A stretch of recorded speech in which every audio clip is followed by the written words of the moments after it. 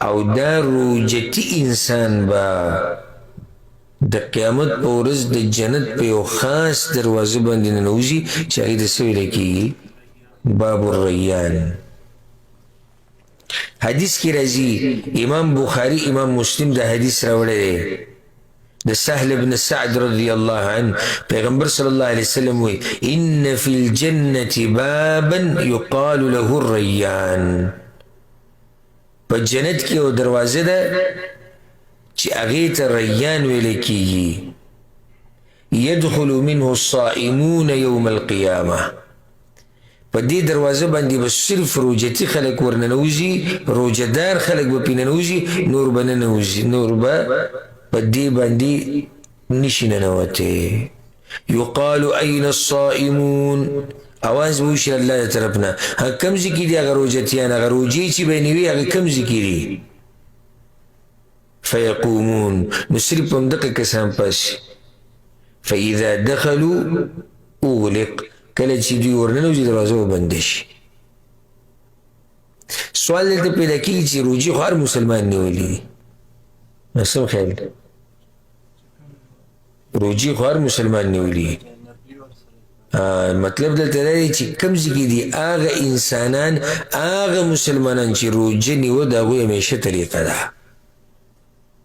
دا نه چې بس په کال کې دغه یوې میاشتې ته ډډه لګولي هغې ته ناستې، هغه چې هم راشي هغه هم په سهال کې به تېره شي. نو په دې دا د دې میاشت فضیلت شو یو قسمه چې موږ په دې میاشت کې روجې نیسو، او دا روجې به د دې خبرې سبب دی چې ته به د قیامت په ورځ په یو دروازه ورننوځي جنت ته چې هغې ته څه ویلی کېږي؟ باب الریان. یو حدیث کې داسې راځي، امام بخاري امام مسلم راوړی، ډېر خوندور حدیث دی. ابو هریره رضی الله عنه وی پیغمبر صلی الله علیه وسلم دا خبره وکړه چې څوک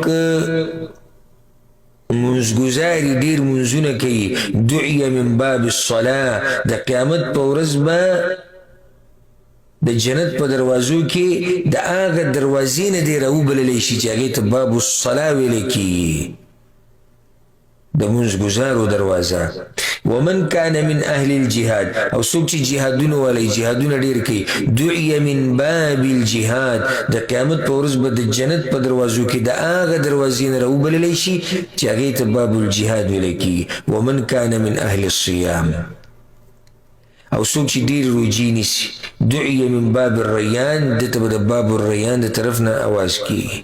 ومن کان من اهل الصدقه، او څوک چې صدقو والی، ډېرې صدقې ورکوي، ډېرې خرچې کوي د الله په لار کې، دعی من باب الصدقه، دته به د صدقې د دروازې د طرف نه اواز کېږي.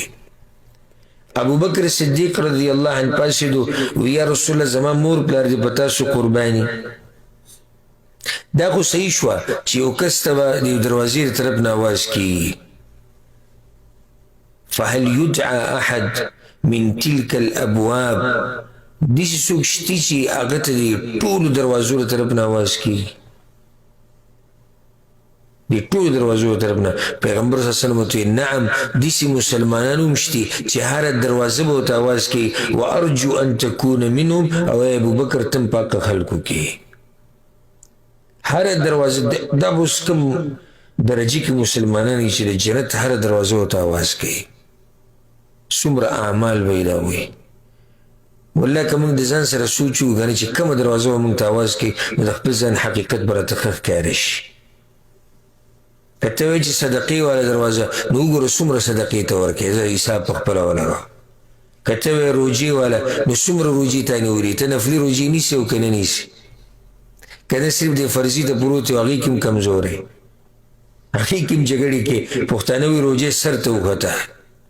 ناشنا خبره دی، بعضو پکې روجې سر ته کېږي، او د طبیعت خراب دی، او د نه سوار نه دی لګولی، او د نشه نه ده کړې، نو هغه یو میاشت روجو ته په انتظار، هغه هم په دې حال تېر شي. که ته وایې چې مونځ والا دروازه، نو د مانځه سره دې څه حال دی، په خپله یې وګوره ځه په څه طریقې ستا مونځ، خشوع پکې، عجزي پکې، جړاګانې شتي ستا په منځه کې، ستا په مونځ کې اوږدوالی شتي، اوږده اوږده رکعتونه کوې ته، د شپې ولاړې ته الله ته چېرته څه حال دی ستا د مانځه یعنی خبره مې دې پورې راواغسته چې هغه به څنګه اوچت مسلمان یو څومره اوچت مسلمان وي چې د جنت هره دروازه هغه ته آواز کوي د جنت هره دروازه دغه شان په دې میاشت کې موږ روجي نیسو او روجي نیوه دا یو ډال دی په دې سره به ته بچ کېږي د جهنم نه او د شهواتو نه